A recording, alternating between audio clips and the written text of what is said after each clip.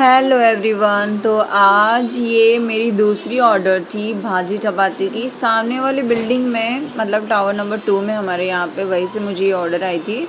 तो उनको चाहिए था भाजी and chapati. So she was asking me कि भाजी क्या मिलेगी। तो भाजी मेरे पास अवेलेबल थी, आलू मटर था मेरे पास और फ्लावर थे। तो मैंने उसकी तीनों की मिक्स भाजी बना दी और दाल बनाई दूधी की, जो थोड़ी सी थिक वाली होती है वैसे दाल। तो इनको 2 भाजी मुझे सर्व करनी है और 6 चपाती।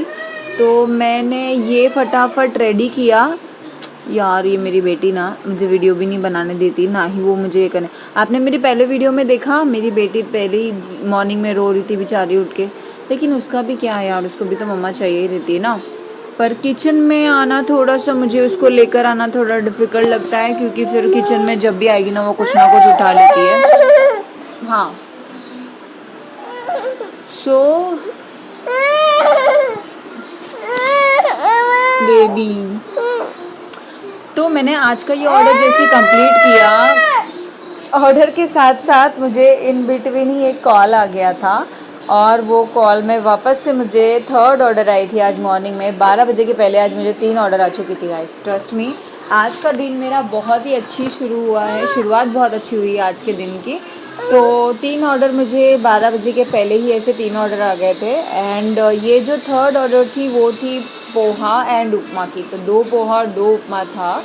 तो जैसे ही मैंने मतलब मुझे जब कॉल आया, मैंने कॉल उठाया और ऑर्डर सुनी।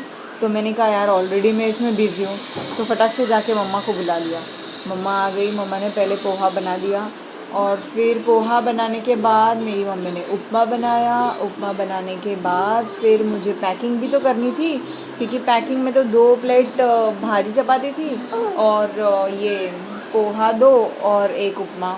अब पैकिंग करने के लिए फिर मैंने पिया को भी बुला दिया। वैसे पिया घर पे रहेगी, फिर मुझे लेक्चर देगी, दीदी एक दिन छुट्टी है उसमें से भी तेरा कुछ ना कुछ चलते रहता है। तो अभी क्या करूँ, तीन मतलब ऑर्डर भी तो टाइम पे डिलीवर करना है। रेडी तो सारी चीज़ें हो ही जाती है, वैसे मम्मा की हेल्प से मेरी मतलब ऑलमोस्ट चीज़ें बहुत सारी हो जाती है, ऑर्डर कितनी भी आए और हम लोग फास्ट दोनों जन मिल के कर लेते हैं। बट इस टाइम पे क्या हुआ था कि टाइम एक ही था दोनों को देने का। एंड मोस्ट इम्पॉर्टेंट मतलब ये जो बिल्डिंग के सामने जिन्होंने भाजी चपाती की ऑर्डर करी थी वो, और उसी के थोड़ा सा आगे जाके केक शॉप था। सो फ़िलहाल मैंने जो मार्केटिंग करी और जो मुझे ऑर्डर्स आ रहे हैं ना गाइस, वो यही की यही आ रहे हैं। मतलब मेरे आजू बाजू की बिल्डिंग की या बाहर के केक शॉप की या फिर बिल्डर के ऑफिस की, ऐसे ही सब जगह की मुझे मतलब ऑर्डर्स आ रहे हैं, क्योंकि मैंने यहीं पे सारी मार्केटिंग करी है। मैंने बेसिकली लीफलेट डिस्ट्रीब्यूट किए थे नियरेस्ट मेरे लोकेशन पे, लोकल एरिया में ही।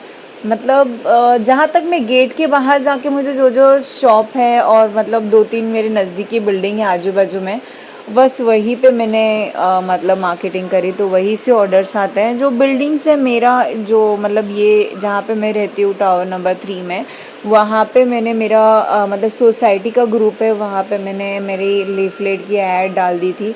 एंड देन फिर टावर नंबर 2 की ऑलरेडी मेरी एक पहचान की लेडी थी, तो मैंने उनको बोल के उनके भी सोसाइटी ग्रुप में ये ऐड डलवाई। तो फिर मुझे वहाँ के भी लोग जानने लगे और मुझे ऑलमोस्ट मतलब दिन में अच्छे ऑर्डर्स आने लग रहे हैं, टचवुड।